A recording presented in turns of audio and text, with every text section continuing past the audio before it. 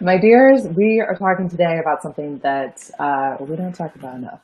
And it's actually rarely a part of the conversation around goals and making progress and achievements and all those kinds of things. And as your progress coach, I, of course, want to be able to help you see how putting yourself first actually is a huge advantage and a critical piece of what it means for you to make progress in a way that is sustainable, that feels good, that is fulfilling and meaningful for you. Because without it, without that ability to care for yourself and make sure that in the pursuit of your progress and your goals, that you are taking exquisite care of yourself, you're not going to be able to sustain that progress. And even if you are able to achieve your short-term goals, it's likely not going to be as enjoyable or feel as satisfying when you actually get there. So this is a piece that I am excited to share more with you about. I wanted to look at kind of three pieces of it, and I'm going to reference my notes because I made some. The first is I'm going to tell you a little bit more about why it's so important and the difference that it makes. And then I'm also going to share practically what that looks like. Because what does it even mean to put yourself first? I mean, that sounds like coachy language. And it's something that eluded me for a very long time. So I would love to be able to share with you some ideas of what that might look in your life in hopes that it doesn't have to take so long or be as uncomfortable for you to start to reap the benefits of that now. And then the third piece is actually something that you probably did when you were a child. It's something that is very natural to children. And it's a tool, a skill, something that I use certainly for myself on a daily basis and that I encourage all of my clients to experiment with. And I'm going to go into a little bit more detail about what that is and how you can also experiment with that in your own life. So let's dig in, shall we? Okay, so again, why are we even talking about this? Like, why does this matter?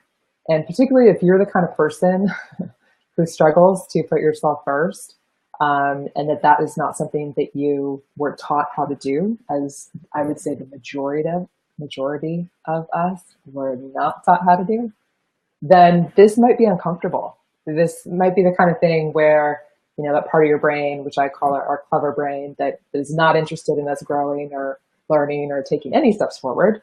You know, your clever brain may be suggesting things like, you know, self-care, whatever, putting yourself first. That sounds selfish. That sounds like a terrible idea. Who does that?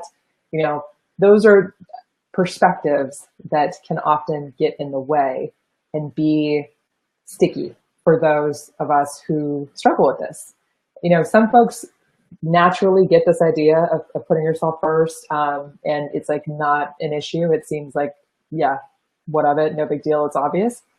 But for most of us, this is not obvious. And there's a lot of, I think, misinformation out there about what it means to put yourself first and what benefit that offers. Because there's some things that we get twitchy around. And I'll just kind of share a few of what I think are some of the most common. And one of the most common things we get a little twitchy about when it comes to this idea of learning to put ourselves first is that it's selfish. And God forbid it's selfish. So many of us do not want to be thought of as selfish. There's such a negative connotation, particularly in American culture, about being selfish, probably even more so if you're a woman. And there's a whole lot around being selfish. Well, learning to put yourself first is indeed selfish, in that it is about yourself, it is oriented to yourself, it is a gift you give to yourself. And that is a really, really good thing. Because when I think of, you know, this idea of how we don't want to be selfish, I think it's because we don't want to be seen as greedy or you know, stingy with our love or attention or generosity. And you know, the truth is that if we don't know how to be selfish and take care of ourselves, put ourselves first, then we're really not able to be generous with other people because we don't have anything to give. And I imagine you've heard some version of that before, but I really want you to think of it in the context of how you make progress and how you are able to achieve things and get where it is that you want to go in your life. Because for you to be able to do that, you need to be able to take excellent care of yourself. So is it selfish? Yes, it is. And that is a wonderful thing. So for you to be the person that you want to be, who's not selfish and greedy, whatever, then you need to take care of yourself. Really, really important. Oh, hey, Isabel. Love to see you. Hello, dear. Okay, so the second one I think that gets a little twitchy for us is this idea that, and again, I'm speaking primarily to the ladies out there, is that this idea of learning how to put ourselves first somehow makes us a bitch. Like that's again not a good thing to do. That a kind person doesn't do that. A kind or good person thinks of others. Like how dare she think of herself before thinking of the people that she loves or the people that she's supposed to care about. And again, this is not like learning how to put yourself first is not about being a bitch. It is the opposite, because I think all of us are capable of being bitches. All of us have our moments, certainly. And I think when we get to that point where we are in that bitch mode, it's because we haven't taken care of ourselves. So if you do not want to be a bitch, then please learn and practice how to take exquisite care of yourself. And I'm going to get to, in a minute, some things that you can do or things that you can practice to do that. But if you're worried about being a bitch, fret not, because by taking care of yourself, you will actually prevent yourself from getting into a situation where you are so depleted, you're so resentful, you're so upset, you're so just done that your natural bitch would want to come out. Okay? So then the other thing that we can get twitchy about is that we think that others might suffer if we put ourselves first. I think this one is particularly tough for mothers, especially with young children. And there's this idea that Clever Brain likes to promote, that if you are to put yourself first and you are to prioritize your own care, that somehow that would take away from others. And the answer to that, at least from my perspective, is maybe. I mean, it depends on the situation, and it certainly depends on whom the other is. And I am not mother of human children. I cannot speak to that experience. But what I can say is that it's important for us to look at how we define suffering and others' suffering. And when we're looking at the people in our life that we think are somehow going to be, something's going to be taken away from them if we put ourselves first, that what is it that's really going to be taken away from them? This is a really good time to pay attention to what you think they might suffer should you not be there, to possibly do something that they are capable of doing themselves, or them feeling something that they need to feel, or a struggle that they need to have that would be in service of their growth and how they would learn. And there's all kinds of things that we want to do for others in ways that we want to be generous.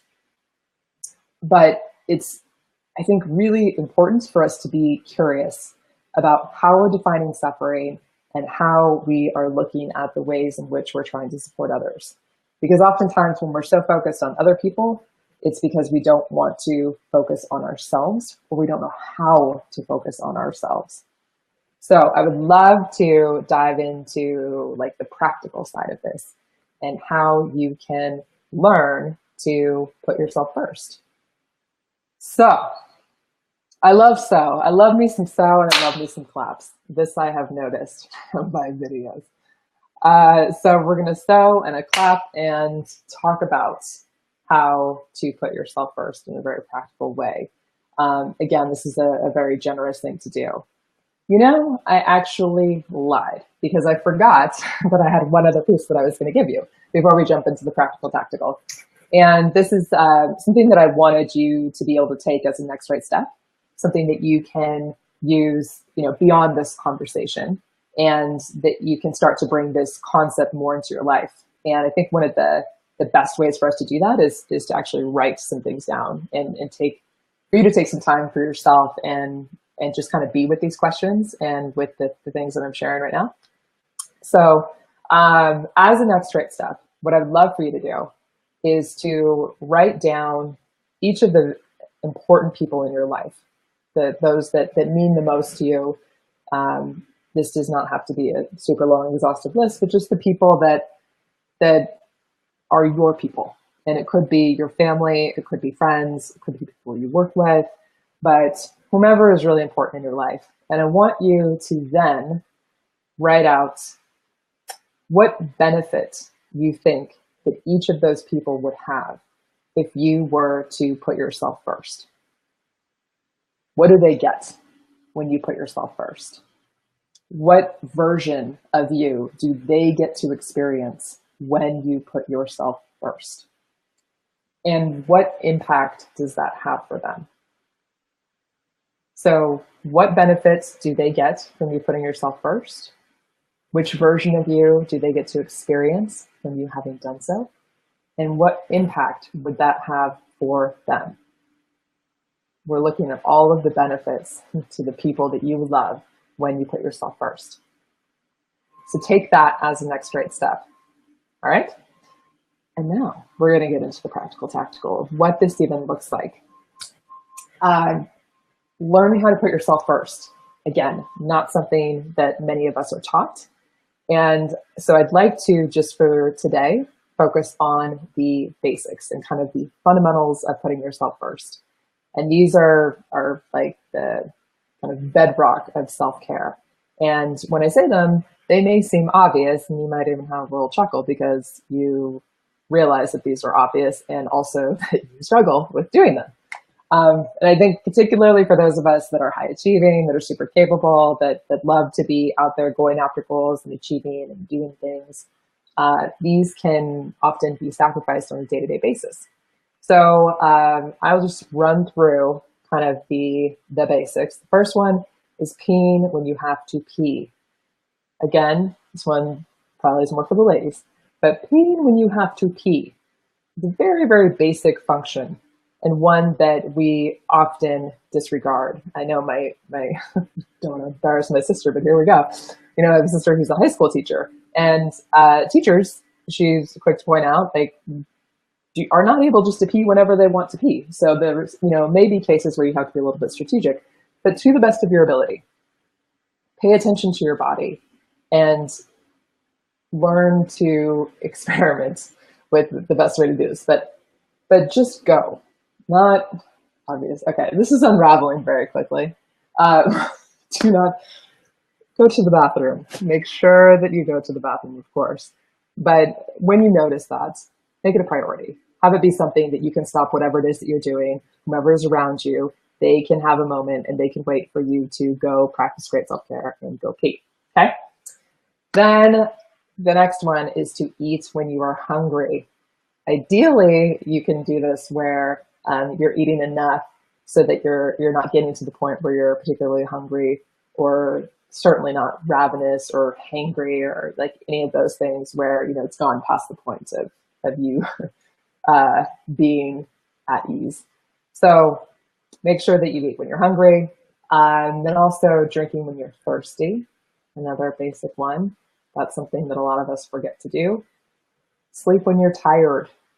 That one for me is a really tough one because I have so many things that I want to do. And as I'm starting to, you know, kind of wind things down at night, and I, you know, will get on my phone and I'm catching up on news and things. And so many times I will notice myself kind of getting into a loop, and I'll have this moment where it's like, sweetheart, we're doing it.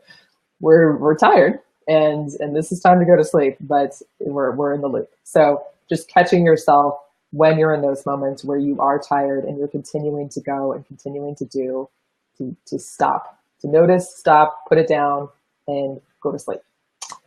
And then moving your body. Move your body enough that you feel good in it.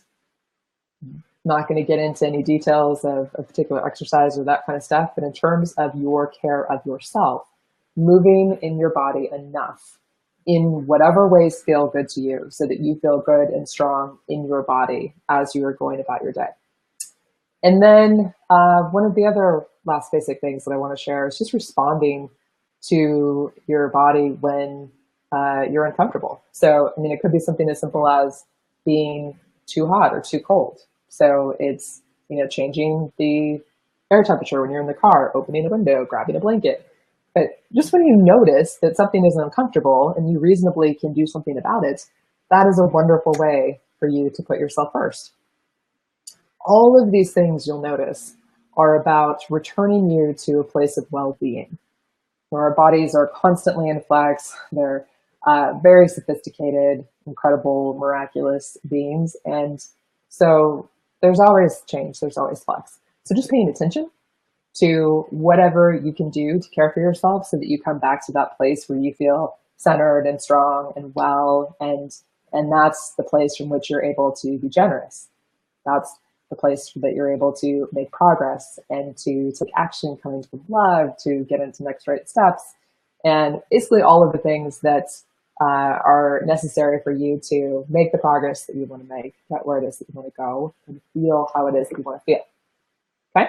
So those are the basics. And again, it may seem obvious, but just mastering those is a huge victory in and of itself. So those are things that I would love for you to practice doing. And then there's a few things that you need to stop doing. You're going to be learning to put yourself first. So I just want to give a few examples of things to stop doing in terms, like practical terms of putting yourself first. That is, stop answering phone calls, emails, texts when you need to get things done. When you've already committed yourself to an activity, to a person, to whatever, and those like outside distractions, things coming in, maybe it's people, knocking on your door. You have the right to say no. You have the right to not answer. And so using whatever, strategy works best for you, you can turn off your notifications, you can close out programs, you can turn off your computer, you can put a sign on the door. And, if people are testing that, then just don't answer. That is the best thing that you can do in your actions, is to not respond when you have already committed yourself to something. And by the way, that might be you having time by yourself or doing something that's enjoyable for you. That is perfectly valid and important and kind of a next level part of putting yourself first. So stop answering things when you've already made commitments. The next one is stop saying yes when you really mean no. This is a tough one. This gets really tough. I think that so many of us want to be, again, kind. We want to, take care of people and be felt well loved and all of that. And for us to be able to do that, for us to have, something to give, to be generous, to be well and in that kind of centered state, we need to be able to say yes only when we mean yes, and to stop saying yes when we really mean no, when we don't want to, when we're not able to, when we've already extended ourselves and are a bit overwhelmed. Because when we start getting into that space of being overextended, overwhelmed, overdone, then we're not able to make progress. We're not able to take action and have it go well or be able to keep it up for very long. So please say no. And the last one that I wanted to highlight for now is stop expecting other people to notice what it is that you need and then resenting them for not getting your signals. This is what I used to do so much and used to get so frustrated. And if you notice yourself feeling resentful, resentment's a wonderful feeling because it's such a good indicator. It's like this little flare that, our brain sends up to let us know that we're out of bounds. That's all it is. And so when we're expecting other people to notice what it is that we need, like, can't you see I'm tired? Can't you see that I'm so busy? Can't you see that, I'm upset right now? Some people can, and it's wonderful when people can do that, when we have people in our lives, but it's not their responsibility. And the best way for you to ensure that you get what it is you need is to not expect other people to know information that only you can know, because only you are inside your own head, right? Only you are privy to all of your emotions and thoughts as you have them in real time. Other people don't. So as an act of empowerment, as a practice, just noticing for yourself what it is that you need. And if you need support from other people, just being able to communicate that. Awesome. That's great. It's not that you have to do everything on your own. That's counter to our point here. But the idea that other people are going to pick up on your signals is not a very satisfying way to go about it. I can attest with lots of experience. Okay, so if you're not looking for other people to know, what that is that you are needing to care for yourself, put yourself first, then what else do you do? And here's where the whole childhood pastime comes in. And again, this is something that I think comes naturally to us as children, and unfortunately, for a number of reasons, we kind of tend to grow out of it or are discouraged from keeping doing it. But one way I think of it is how we have imaginary friends. I think as children, it's just very natural to understand that we have different aspects of ourselves and to be able to kind of have conversations with ourselves or relate to it or know, okay, I need this kind of person in this situation. I'm lonely, so I need somebody to play with. I feel sad, so I need someone to, comfort me, or I'm feeling adventurous and I need somebody who's up for that. Whatever those things are. It's a similar idea where you're using your imagination to kind of connect to other aspects of yourself. And I think if you're someone who has not yet mastered how to put yourself first, it is likely that you are oriented towards taking care of other people, being responsible, perhaps sometimes to the point of being overly responsible. And so you get and value the idea of giving to others. And using your imagination in the way that I'm about to describe is a way for you to kind of turn that around for yourself. So you are kind of using your imagination to create different aspects within yourself so that you can give back to yourself, because it's something that you already know how to do. So I found it a really useful and maybe easier way for those of us that are so used to taking care of other people for us to start to take care of ourselves. So there are, I did it again. I got so excited about getting into the third part that I forgot the next right step part. We're learning as we go, my loves. All right, so pause on the third part. We're gonna go back to the next right steps that you can use for taking the practical, tactical, the basics of how you put yourself first and bringing that into your own life so that you can start to really practice with this and find out what works best for you. So in terms of next right steps, there's a little bit more writing that I'd love to have you do.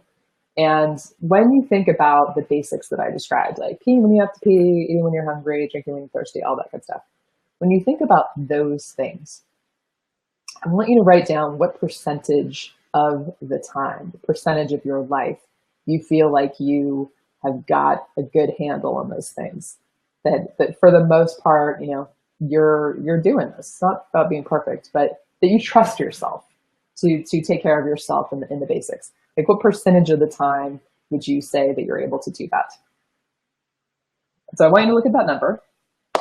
And again, because I'm trusting that if you're listening, that you haven't fully mastered how to put yourself first, then it stands to reason that you would want to increase that percentage, right?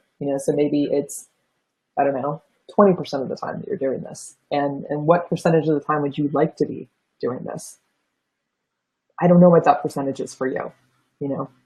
Some of you might say, 50% would be a massive improvement. For some, 80 would be amazing. Some of you may just be going for the moon and going full 100%. Yes, fine. There's not like a right or wrong answer. It's really about what would feel great for you, what you think makes sense to you right now. So when you think about that gap of the percentage of time where you are right now and where it is that you want to be, I want you to consider a few questions. And this is where you get to do a little bit more writing. So what would need to change for you to get from the percentage that you're at now to the percentage that you want to be? Just whatever comes to mind first. The first thoughts are usually the best. What would need to change for you to get to that percentage that you'd like to be at? What support would you need to get from others? Again, you may not require support from others in all of these areas, but in certain cases, especially if you're the kind of person that really does better when you have other people involved in these types of efforts to grow and learn, what kind of support might you need from others? What action would you need to take to get there? So what things can you do yourself and actions that only you can take to be able to get you to that percentage? What would you need to stop doing? Like I was sharing about earlier, stop answering all of the, the emails and the phone calls and the texts when you've already committed to do something. So what else in your life would you need to stop doing to be able to get your percentage up to where you want to be? And then, to avoid getting overwhelmed at this stage, I just want you to think about when you look at all that, what's like the one thing that you could do? Just most bang for your buck. One thing if you did nothing else in terms of caring for yourself. I want you to start there. What would be that one thing that would make the biggest difference? For a lot of people, it's sleep. It might be what you put in your body. It's not so important exactly what it is, in that it makes sense to you and feels like, oh God, if I could just do this one thing based on how things are in my life right now, this would be amazing. So I want you to look at that one thing and how you could take an action, a next right step on that to practice having that in your life and raising that percentage. Okay? All right. So now we're going to move to the third part. And continuing on with our imaginary friends and how you use that as an adult in a similar way that you may have used it as a child. And I am a fan of utilizing this technique to whatever degree works for you. And I certainly use it a lot on a daily basis. And I wanted to share just 3 of them. Again, there can be as many as are useful to you, but 3 different friendlies, we'll call them, that you could use, that you could conjure in your imagination to be able to help you learn to put yourself first. Because again, sometimes it's just a lot easier for us to connect to what it means to be generous and kind to others and not understand that for ourselves. So first friendly that you can imagine is a loving parent.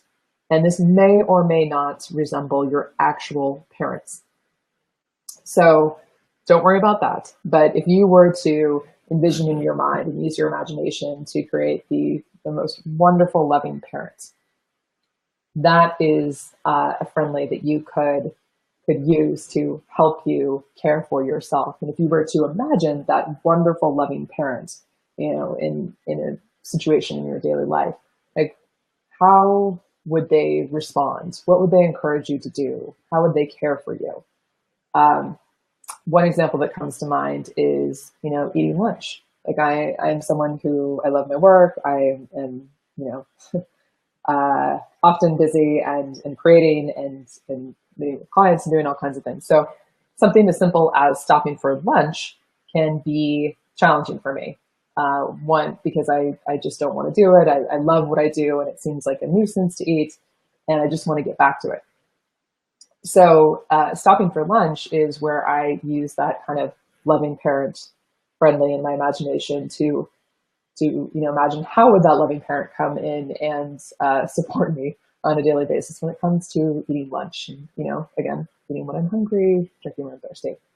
So if I'm not connecting to the loving parents and using their support, then I absolutely will eat lunch standing up at the counter, kind of grabbing handfuls of things, or maybe eating over the kitchen sink.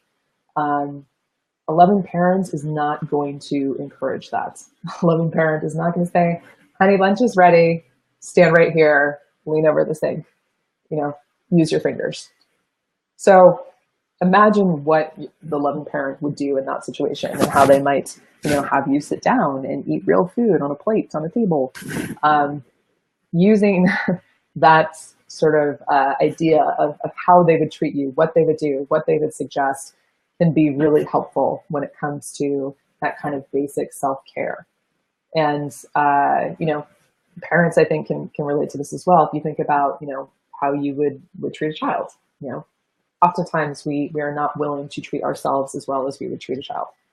So you can use the loving parents, friendly persona, imaginary friend, however you want to describe it, to really practice taking better care of yourself in that way. The next one that you can use is what I call the brilliant agent. And this is super helpful when it comes to things related to business, or the work that you do, or kind of the more administrative kind of things where you might be negotiating agreements or deals, or anything. If you were just to imagine yourself having some brilliant, like, world-class agents, and they were there representing you and your interests, what kind of things might they say? What would they insist upon? And how might they manage your schedule? That, I think, can be, again, super helpful in kind of our work and professional environments. Oftentimes when we struggle with knowing how to put ourselves first, we do a lot of saying yes to things that we're just not able to reasonably do. We overcommit ourselves. And so if you were to imagine having that brilliant agent that would be in the meeting with you and be advocating on your behalf, you can start to channel them and use that as a way to see opportunities for you to put yourself first, and to take better care of yourself so that you can perform in the way that you want to, make progress in the way that you want to, and reach the goals that you want to. And then the last one that I wanted to suggest you experiment with is what I'll call the devoted partner. And so this would be, I think many of us have an idea of a kind of a romantic partner, or some sort of life partner, somebody that would be with us throughout life's ups and downs, and how they would have our back, how they would be there for us when things are tough, to be able to share in the joyous times as well, of course. But when you kind of consider your devoted partner, which again may or may not resemble your actual partner if you are in a partnership, but the one that you most want to have, who would really get you and know just the right thing to say or do, channel them in situations where it's about you, enjoying your life and taking care of yourself beyond just the basics. They're really getting into some of the more complex emotional needs that we have, and things like that. So consider what a devoted partner would say to you, or how they would treat you, or what they would encourage you to do. And as you are going about your day-to-day life, just navigating, on any given Tuesday, as I like to say, and you notice that you're not feeling centered, you're not in that, well-being place, and you may notice things like resentment, or feeling tired, or, just things are tough. What do you wish somebody would say to you? If one of those three friendlies were to walk into the room and be with you, what is it that you just want them to say? What do you need to hear? What do you want them to do for you, with you? These are all clues that will help you learn whatever it is that you need in that moment, any given day, so that you can start to become the person you need most for yourself. That's the way I describe it.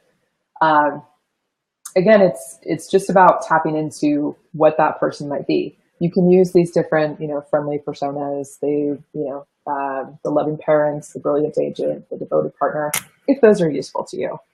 But it's really all about having, for yourself, that partner, that person who is with you in your imagination, in your head, that is privy to all of the same information that you are in terms of what you're feeling, what you need, what is going on in your body at all times.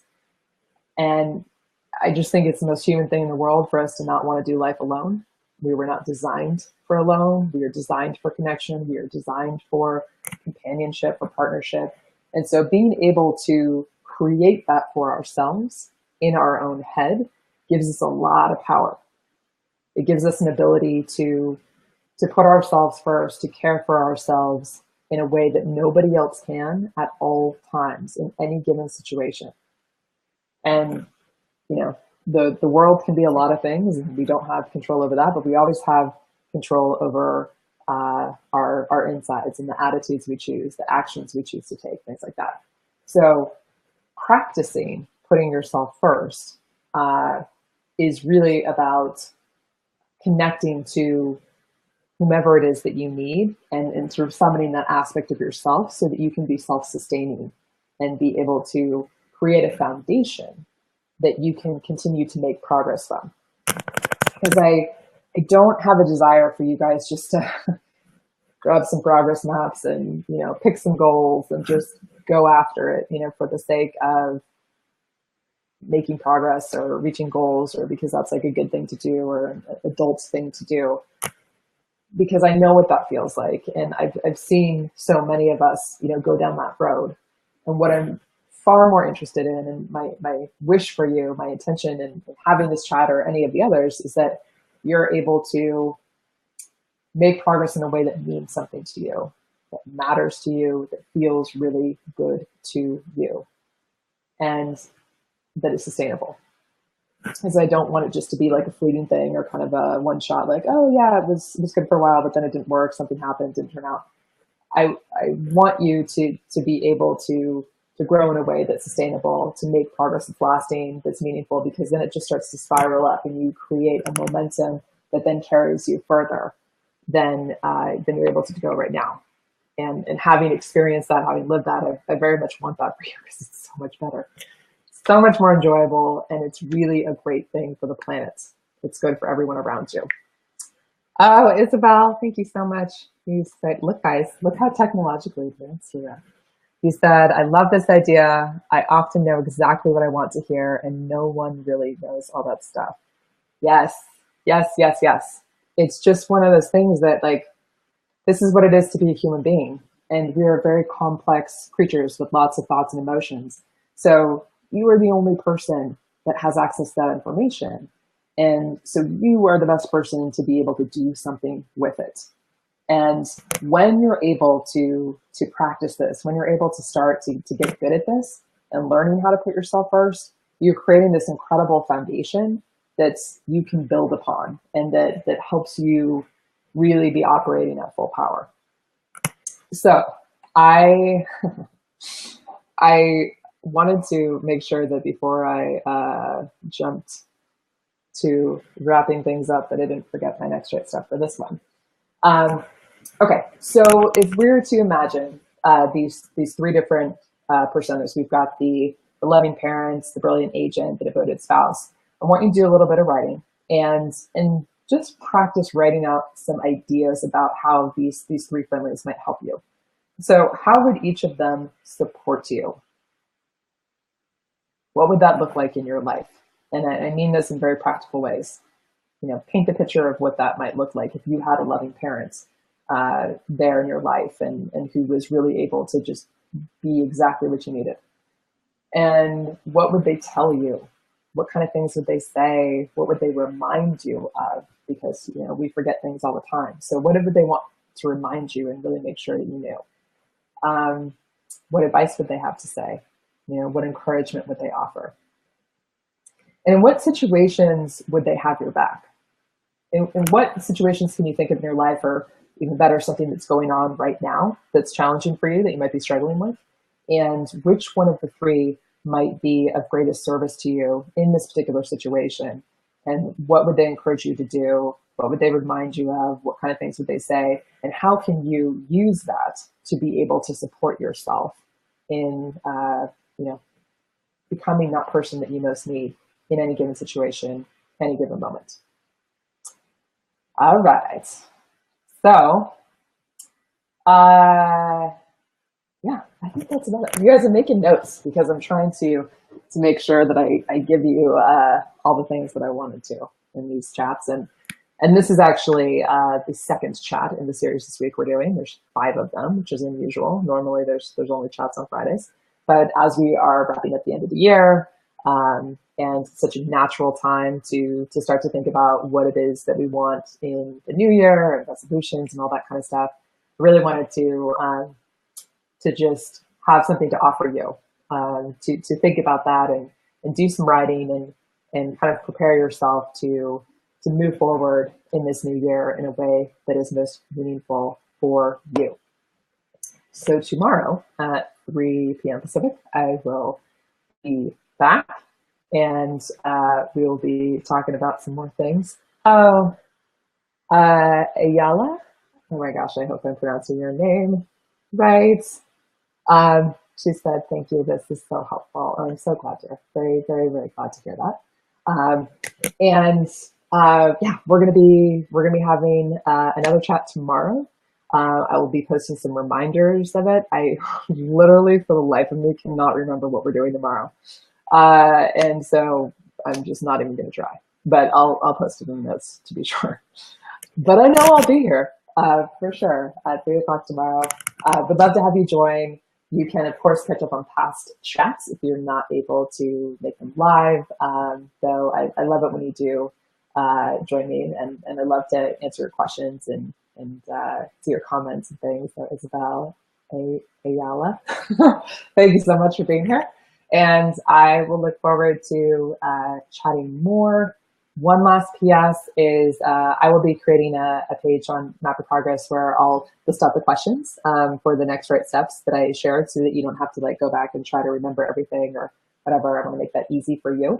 So I will post updates in the notes of this video later today and make sure that the Facebook Live page on mapofprogress.com is updated with today's chat. Cool? All right, my dears. Lovely to be with you, and I will see you tomorrow.